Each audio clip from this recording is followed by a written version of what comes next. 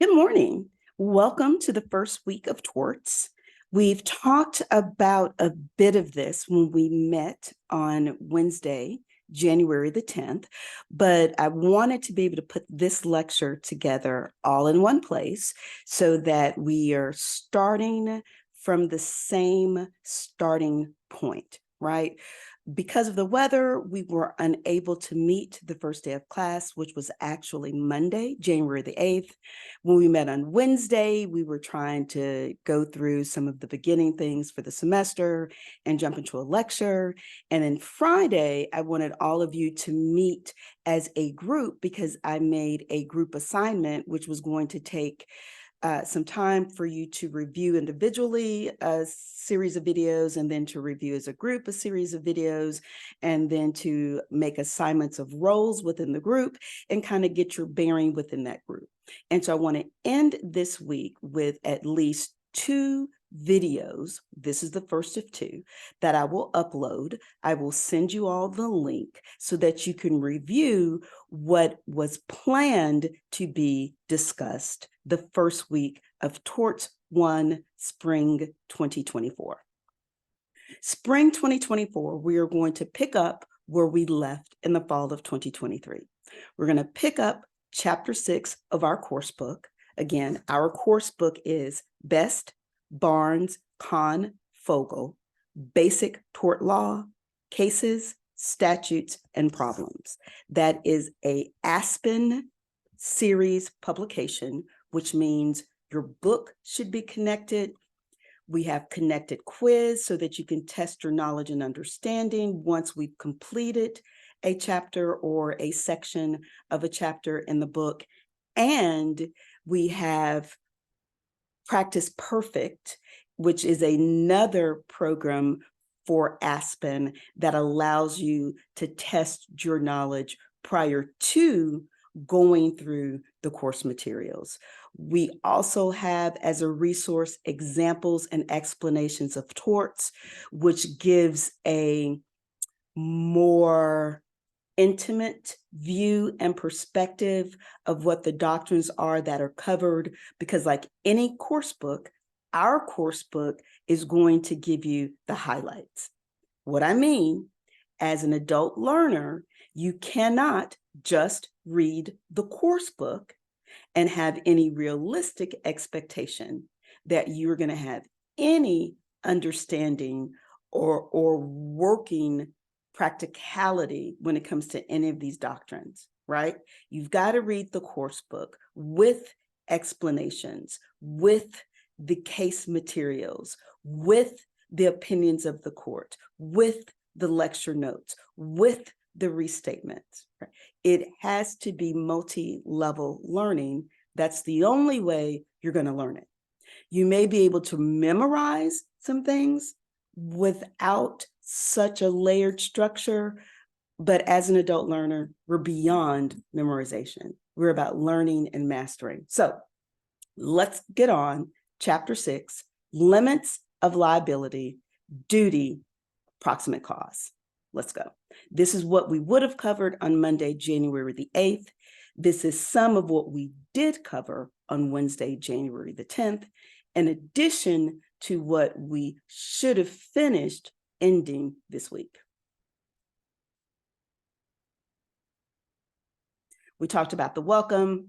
There's some important information with some important dates. Yes, once this is complete, that is this being this PowerPoint lecture, I will post the PowerPoint.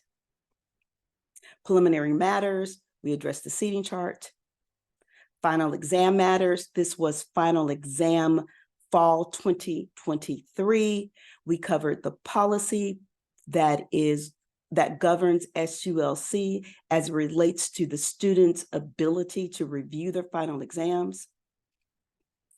We talked about the summative assessment, because I understand that SULC uses the professor's comments on the summative to make spring and fall placements.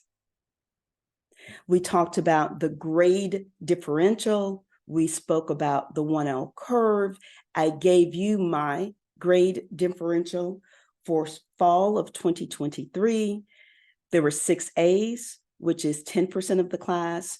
There were 15 B's, which is 25% of the class. There were 8, 5, 13, 30 C's. That was 51% of the class. There were 8 D's, which is 14% of the class, and there were 0 F's. I awarded no F's. So here's my grade distribution. A course that is further categorized in each category. For instance, A, there's A's and A minuses. For B's, there's B pluses and B's. For C's, there's C pluses, C's, and C minuses. For D's, there's D plus and D's. Again, no F's. Comparing the grade distribution for our class in the fall of 2023, you will see that it matches or it fits within the structure of the SULC grade distribution policy, which is found at policy number 1.004. We talked a bit about the reading schedule, which has been updated, which is on Canvas. So this is telling you what we're doing from week to week, as opposed to last semester where I tried to predict class to class. Now I'm giving you what we're going to cover for the week. And if you look at the reading list, you will see that we will cover each of these areas over a 2-week period. So what do I need to do to prepare for class? Look at the reading list, look at what's going to be covered. What do I need to do after I've had, let's say, a class on Monday? How do I get prepared for the class on Wednesday? Pick up where we left off on Monday. How do I get prepared for the class on Friday? Pick up where we left on Wednesday. Well, hold on a minute, we didn't finish this week. What do I need to do to get prepared for the next Monday? Pick up where we left off on Friday, right? Pretty self-explanatory. If anything, I'm transparent. As a litigator, I never hid the ball, right? As a professor, I don't hide the ball. As an administrator, an associate dean of 10 of the 12 years that I've been in the law school academy as a professor, very transparent, full information. There's no need to hide the ball. If I want you to respond as adults, if I want you to act responsibly as adult learners, then I've got to give you the information. Happy to give you the information. I understood in class on Wednesday that everyone has received access to the course book. Some didn't receive it until the day before, but usually as a partner, Aspen actually comes and is physically here at SULC during the first week, maybe the first 2 weeks of school. Everybody's impacted by the weather, so they had to do a lot of things remote. So it may have taken a little bit longer than they would have liked, but I believe that by now everybody is up and ready to go. What's going to be covered in this lecture? Chapter 6, negligence, limits on liability. Limits on liability. So let's take a step back. Let's get a broader perspective. Limits on what liability? What exactly is the doctrine that we're talking about? We're common law. This is not Louisiana. If you're planning to practice in Louisiana, if you're planning to take the Louisiana bar, some of this information is going to be helpful. Some of it is not. If you're planning to take the bar in a UBE, Uniform Bar Exam jurisdiction, this is the class. We're covering common law understanding, common law application, common law jurisdictions. Got it? Now, understand that some of the common law jurisdictions have specific state statutes regarding certain doctrines, okay? If you're in Texas, Texas may have one doctrine. That's the state that I'm barred in. If you are in, what's another UBE state? I don't know all of them. Let's say Kentucky. I don't know. They may have a different statute related to the same doctrine. So when you're practicing, you're going to follow the doctrine of the jurisdiction that you're in, because that is your mandatory authority. But to learn a broad sweep, a broad perspective of what the law is, we've divided it either civil law, common law. This is common law. Now, we're talking about negligence. Yes, negligence was introduced at the end of last semester. We did a broad stroke, right? Broad stroke. In the simplest of terms, the elements of negligence are duty, that's a duty of reasonable care, breach of duty, that's breach of that duty of reasonable care, actual cause, proximate cause, also known as legal cause, and damages. Those are the simplest kindergarten version of the elements, okay? So now we're getting on to the graduate professional understanding of what those elements mean. When we talk about negligence, we've talked around and we talked softly about how social policy dictates our rule of law, right? There are things that were considered to be within the social welfare, right? For the benefit of the social welfare, let's say 5 decades ago, 50 years ago. And those things were seen, those doctrines, those ideas were deemed to be, because they're for the best interest of society, we make them consistent with the law. Or actually, we make the law consistent with those values and beliefs that we believe portray what we want society's beliefs, and values to portray. Yeah. As times change, as beliefs change, as values change, as perspectives change, guess what? Laws change. Really? Don't believe me? Look at Roe v. Wade. That's only one, but it's one that most of the population has heard something about, right? Maybe not a deep dive, but you've heard something about it, right? At one point, the rule of law of the land was abortion with some limitations, right? Governed by different jurisdictional limitations, right? As long as it was consistent with the one federal law, which was, it was legal. We've now entered a time in society where overarching beliefs and values, or at least those that are governing the laws of the land, have decided that should not be the general consensus. So what does that mean? It just means that laws, as to whether or not they're legal or not, will change oftentimes based upon the temperature of the society that law is set to govern. Not a problem, right? With that being said, when it comes to negligence, there are times where an actor or defendant may be negligent. What does that mean? It means that they had a duty of care, that they breached the duty of care, that they were the cause of the damages that resulted from the act or the conduct or behavior that breached the duty of care. Means that they were the legal proximate cause, right, of the damages that was the result of the act, the conduct, the behavior that resulted in the breach. And that act, conduct, or behavior that resulted in the breach of the duty of care resulted in damages, right? So technically, an actor or a defendant can be negligent. Wait for it. That's not a period there. Wait for it. Semicolon. However, comma, escape liability.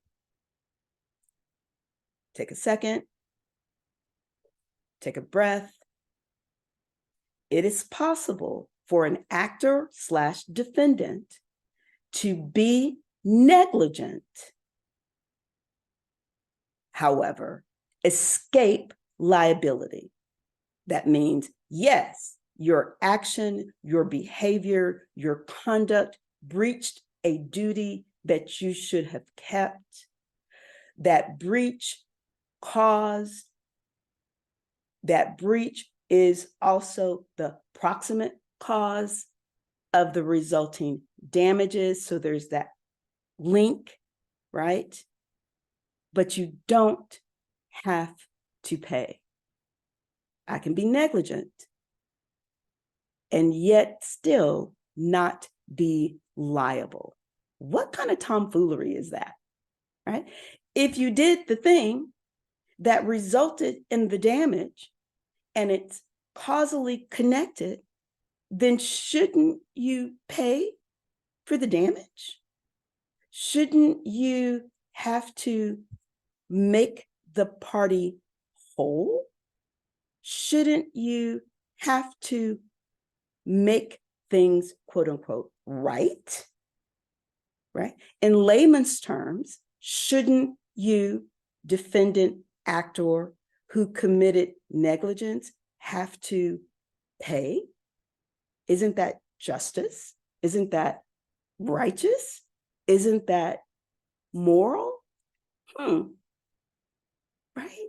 Don't you love the idea of being an attorney and this being your life's work, right? Because let's have a conversation. The short story is there are policy reasons. There are policy reasons why you may want a negligent person to escape liability. There are policy reasons. In class on Wednesday, we talked about some of those policy reasons. Well, what are some of those policy reasons? Well, one of the policy reasons might be sovereign immunity. Wow, yeah, right? Because there's sometimes things that we need for our protection, our safety, our welfare as a society, for officials or authorities to be able to do, but not have to be liable for damages, right? Maybe this is a situation where the bad outweighs the good. I'm not giving any specific examples. We're talking in generalities, yeah? If we took a second, can you think of another policy wherein someone may be negligent but shouldn't have to pay? How about the Hagees case?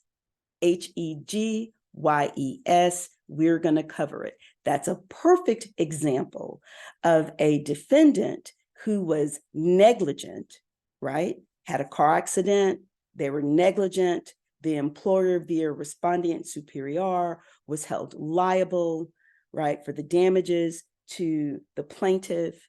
Years later, the plaintiff has a child, but that child had some trauma in utero because of the damage that was done to the plaintiff in the previous accident. And so now the plaintiff wants the defendant who was negligent in the car accident to be liable 3 years later for the traumatic events, for the discomfort, for the potential problems that were faced by the child in utero that at the time of the accident, at the time of the harm, wasn't even thought of, right? This child had not yet even been conceived. For policy reasons, we may say, right?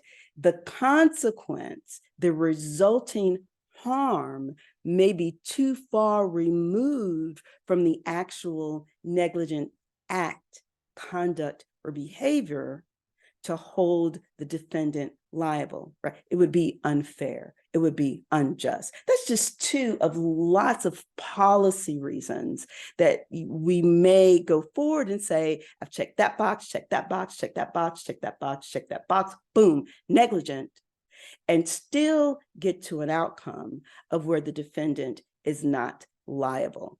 Got it? All right. If we're going to talk about policy reasons why we should be able as a society to limit the liability when it comes to negligence, those policy reasons fall into two categories. One category is duty. Yes, that's an element. Okay. Focus and be very intentional right here. One of the categories, which is a means to limit liability of a negligent defendant, is duty.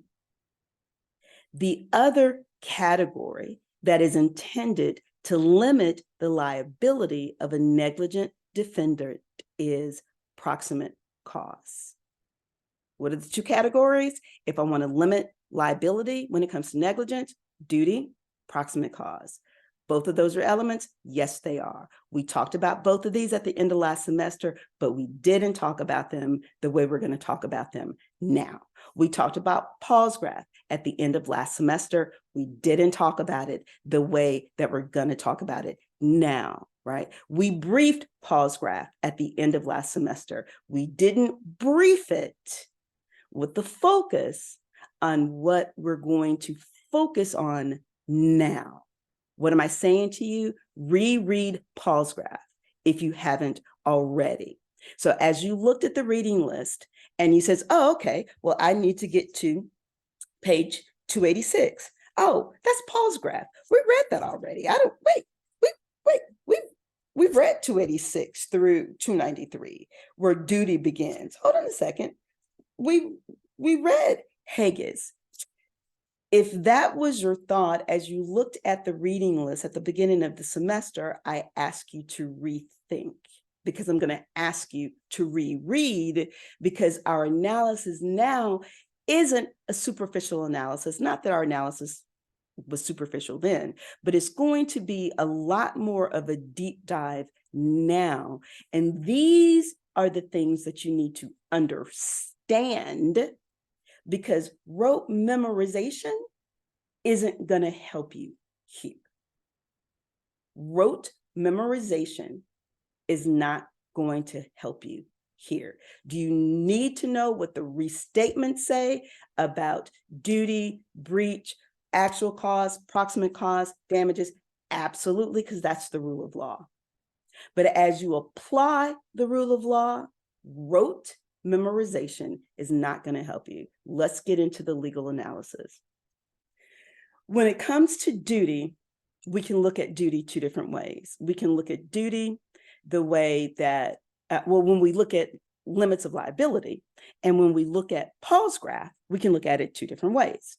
We can look at it the way that Justice Cordova looked at it, which is a duty risk analysis, or which Justice Cardozo is a benchmark of torts law today, 2024. Okay, this was decided in 1928, and it's still around.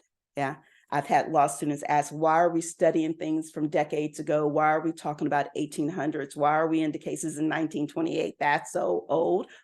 Okay, right, old is good. Pause graph is still good law. If you don't understand pause graph, you don't understand negligence. Here we go. Justice Cardozo said, look, regardless of causation, I'm not interested in actual cause. I'm not interested in proximate cause. We're not interested in any of that, right? Regardless of causation, a lack of duty owed by the defendant to the plaintiff negates liability. He didn't say it negated negligence. He said it negated liability. Okay, remember pause graph. We've got two guards working for the railroad. We've got a customer of the railroad trying to catch the train with an undescript package. He's running, trying to catch the train, jumping on. There's a guard on the train that says, here, let me give you a hand up. Whoop, hand up. Maybe the customer was a little bottom heavy. I'm no judgments. Yeah. But he also needed a boost up. And so the guard on the bottom, on the ground said, well, I can give you a boost up. Both of these guards work for the railroad. Okay. They're employees of the railroad. We would argue that because they're helping the customer on the train, that they are within the scope of their work, right? Part of their responsibility is to make sure that passengers are safely on the train. They're doing what is within the scope of their employment. Bam, not a problem. Guy gets on the train, everybody's happy. Oops, guy drops the package, right? Undescript. Nobody knows what's in it except maybe the passenger. Even if the passenger knows, we don't have that fact. We don't need that fact. What we know is the packager is dropped. When the package drops, there's an explosion. In the explosion, there's some scales that get knocked off of their tower. When the scales get knocked off the tower, the scales hit Miss Palsgraf, who's the plaintiff, and causes damage to Miss Palsgraf. Okay, that seems pretty straightforward. Yeah, we're going to trace this connection. The customer has the package with the help and assistance of the guards. The customer makes the train, the package falls. None of this is intentional. All of this is an accident. The package had fireworks or dynamite or something in it, created an explosion. The explosion hits the scales fall, hit Miss Palsgraf. Miss Palsgraf hurt. That seems to be a pretty direct line. Yeah? Then what's the issue? The issue is the distance by which Miss Palsgraf stood, right? The facts of the case tell us that she was 25 to 30 feet away. So the question becomes, should the negligence, right? Maybe there was a duty by the owner of the package to do something different. Maybe there was a duty owed by the employees of the railroad to act differently, right? And if there was a duty by the railroad employees to act differently and they breached that duty, we do our cause, we've got our damages, we've got negligence, right? So if the employees are negligent, should they be liable to Miss Palsgraf for the damages that resulted? That's your legal issue. Justice Cordova says no. Justice Andrews, in his dissenting opinion, says yes. Wait, yeah. Cordova, who wrote the opinion of the court, says no liability. Andrews, who wrote the dissenting opinion, said absolute, there is liability. Well, we know that the dissenting opinion isn't the ruling opinion, right? So does that mean that we get to discount the dissenting opinion? Of course not. You've learned in first semester legal writing, you don't just discard, right? If it's written, you got to pay attention to it because more than likely, probably going to see it again, right? All right, so let's do the IRAC that Cardoza actually did to get to the conclusion that the railroad company would not be liable. Now, the railroad company is being sued under a doctrine called respondeat superior. We'll talk about it later in the semester. And basically what it's saying is that the employer should be held responsible for the negligence of the employee if the employee is acting within the scope of their employment. And there's some other things, we'll talk about that later. So that's why the railroad's on the line. Cardoza says, in order to determine liability, you've got to look at duty. This is a duty analysis. right? And in looking at analyzing, considering the duty analysis, you have to take into consideration the foreseeability of the harm. Is the plaintiff a member of a class that is foreseeable as a potential plaintiff? She's, Paul's graph, 25, 30 feet down the line. Is it foreseeable that some harm can happen by which the defendant actor should be liable for when the plaintiff, injured party, is 25 to 30 feet down the line? In order to take that into consideration so that you can apply some feasibility toward whether or not a defendant or actor should be liable for something that happens so far removed, right, from the physicality, from the physical location of the negligent conduct, behavior, or act, we've got to look at the ability to foresee. Yeah, that's where we get our foreseeability doctrine from. Is it foreseeable that someone 25, 30 feet away from the loci of the act, behavior, or conduct could be injured by the act or behavior of the conduct of the defendant? Think about it. Ask yourself, is it quote unquote fair? 25, 30 feet, it's not a football field, but it's significant enough. Or is it a significant enough distance? In Cardozo's analysis, Cardozo mentions negligence in the air. What is negligence in the air? Negligence is negligence for negligence sake, right? Something went wrong. There must have been some negligence, right? Because scales don't fall off of towers and hit and injure people, right? It is negligent because it is negligent. Oh, does that start to remind you of one of the doctrines of how we establish breach? Ooh, maybe the idea of res ipsa loquitur. It's negligent because it's negligent, right? If a bag of flour falls from an open window and hits somebody below, there must be negligent because bags of flour by themselves don't just fall out of windows and hit people and hurt them. Yeah. All right. So Cardozo is saying that's not enough.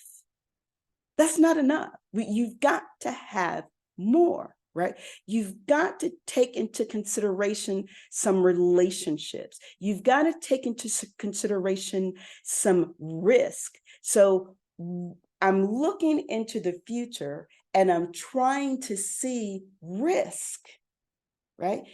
Is it feasible for me to be able to wrap my mind around the possibility, the probability, the foreseeability of this risk? So we've got a foreseeability doctrine. We've got a duty analysis. We've got a risk analysis. All that's Cardozo. All that's Cardozo. And Cardozo said the way to do that is to look at the first element, which is duty. Questions?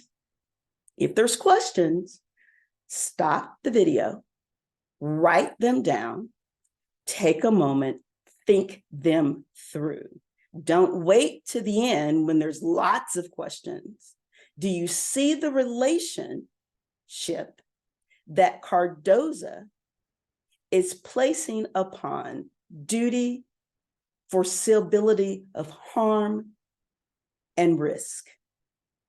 Yeah? Okay. Under an IRAC analysis, Cardozo says, look, under the doctrine, does the defendant's act that may in fact be negligent in relation to the primary parties, this case, the owner of the package, maybe the guards, right? Does the act that caused the package to fall, right, create a liability when the party who is injured from the fall of that package is a significant distance away. He's looking at proximity, right? Under Cardozo, the rule is negligence is not actionable unless it involves the invasion of a legally protected interest, okay? Invasion of a legally protected interest. Invasion of a legally protected interest. Does the owner of the package have a legally protected interest? Right, yeah, has two. What are the two? Has a legally protected interest to make sure that his package isn't damaged, and has a legally protected interest to make sure that he himself isn't damaged. That makes sense, yeah? Great. Do the guards have a legally protected interest? They do. We don't need to spend a lot of time on it because neither the owner of the package nor the guard sued. But just for purposes of illustration, do the guards have a legally protected interest as an employee? Well, that's information we really don't know, so let's not guess. Does Mrs. Palsgraf have a legally protected interest? Well, Mrs. Palsgraf is a member of the general public. So Mrs. Palsgraf doesn't have a legally protected interest to make sure that her belongings are safe. She's not a customer of the train. Okay. Does she have a legally protected interest against invasion of her physical body? Well, let's see what Cardozo says. In Cardozo's application, Cardozo says, in relation to the defendant, the owner of the package and the package have a legally protected interest. We already said that. But in relation to the defendant, because it's the actor, we're looking at the relation between the actor. In relation to the defendant, what's the legally protected interest that Ms. Palsgraf has? The plaintiff, as she stood upon the platform at the station, might claim to be protected against intentional invasion of her bodily security. Well, that's not what she pled. Okay. She might claim to be protected against unintentional invasion by conduct involving, in the thought of reasonable men, an unreasonable hazard. Such an invasion would ensue. Okay. These, from the point of view of the law, were the bounds of the protection that Ms. Palsgraf was due, right? Cardozo argues that the only way that Ms. Palsgraf has an interest against unintentional invasion by conduct involving the defendant is to stand in subrogation to the owner of the package. So what Cardozo is saying is that Palsgraf in and of herself does not have the right to expect the non-invasion by accident of actions by the defendant. I would think what's being argued is proximity.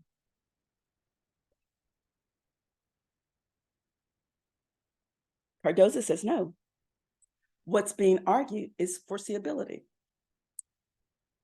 If the harm of the plaintiff is not foreseeable, then the liability of the defendant should be limited. That's what Cardozo is saying. If the harm of the plaintiff is not foreseeable, the liability of the defendant should be limited. Got it? Because neither of the guards took into consideration any potential harm to anyone not on the train 25 to 30 feet away being hit by a scale that falls, because that could not rationally be part of their consideration. Cardoza is arguing they did not owe Ms. Palsgraf a duty of care. And because they did not owe Ms. Palsgraf a duty of care, they did not create a situation where they should be liable for any harm that occurred. Look at the words of Palsgraf that are supported and amplified by Cardoza. Foreseeability, eye of ordinary vigilance, risk, negligence in the air is not enough, orbit of danger, orbit of duty. And in conclusion, Cardoza states, because the accident was not foreseeable, the guards did not owe Ms. Palsgraf a duty of care. The guards are not liable for the damages. Great exam question. Great exam question. Explain Cardoza's duty doctrine serving as a limit to negligence liability, as was discussed in Palsgraf. Great exam question. Another great exam question. Examine Andrews' proximate cause doctrine that serves as a limit of liability when it comes to negligence, as explained in Andrews' dissent in Palsgraf. Great exam question. Compare and contrast Cardoza's analysis of Palsgraf and Andrews' analysis of the same. Great exam question. If you don't understand duty as a limit of liability as supported by Justice Cardoza, don't go any further. Got it? If you don't understand how duty serves as a limit of negligence liability as explained in Palsgraf by Justice Cardoza, don't go any further. What should you do? Reread the case. What should you do? Pull the whole case and study it. What should you then do? Read examples and explanations when it comes to negligent limits on liability. What should you then do? If there's some practice perfect questions on duty as a limit of liability and negligence, do them. What should you then do? Have a conversation with your study group. What should you then do? Which is number 8 or number 9 on the list. Have a conversation with me. That's all we would have covered on Monday, January the 8th.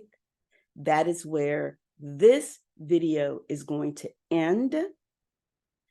And we will pick up where we should have picked up on Wednesday, January the 10th. And we will cover these 3 cases. Duty, which is element 1, as a limit of liability, as explained in the Hegius case, the Dykema case, and the Graf case. So what have we done? We've introduced a topic, limit of liability when it comes to negligence. We've introduced 2 ways to limit liability of negligence. We can do it either as a work of duty, or we can do it as a work of proximate cause. What did we study first? We studied limiting liability in negligence cases based upon a duty analysis, which is supported by Justice Cardoza. We went through Palsgraf and Cardoza's opinion, highlighting why duty for Cardoza is the reason to limit liability. We talked about foreseeability of harm. We talked about plaintiffs standing in subrogated positions. We talked about the orbit of sight, the orbit of duty. We talked about negligence in the air for Cardoza not being enough. We're now going to look at 3 additional cases that are examples of how duty is used to limit liability. That's what we're going to do on the next videotape, which would have been the class for Wednesday, January 10th. Heggies, Dakima, and Graf. So happy to have you, semester. So happy to have you back. So happy to see how you've grown. So excited about your excitement and looking forward to every moment as we go forward. That will end this video, and we will pick up with the next video, which will be dated January the 10th, a continuation of chapter 6, limit of negligence liability. See you soon.